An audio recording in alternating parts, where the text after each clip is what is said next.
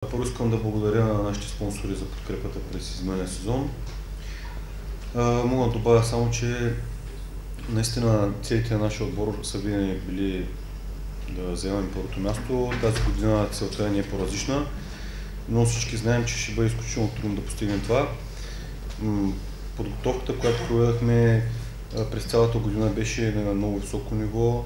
Представянето през редовен сезон също беше така задоволително, но смятам, че сега дойде момента вече да свършим истинската работа. Знам, че щом отборите са се класирали за финала, те не са никак слаби, има какво да предложат. И уверявам, че всичките мачове ще бъдат с изключителен заряд, ще бъдат много интересни, така че присъствието в залата ще бъде оправдано. Надявам се залата да се напълни, да има така и медиен интерес, защото наистина това е един от спортовете, които се развива с най-бързи темпове в целия свят, както и в нашата страна.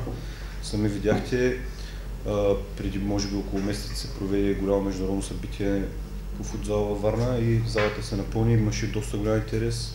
И от сега нататък предполагам, че ще трябва да засилва това нещо.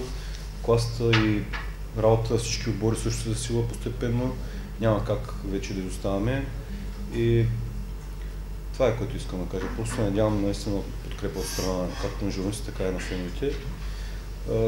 Нашия отбор имаше малко проблеми през сезона, от кадрови проблеми, така контузени играчи, доста момчета, почти всички претърпяха контузии, имаше и сериозни контузии, като моята и на Антон Атанасов.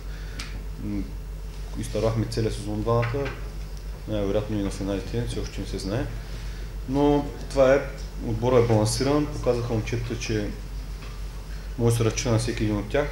Стигнаха до тук, остана да направим най-важната крачка и да спечелим държавното първенство с силна и красива игра. Благодаря.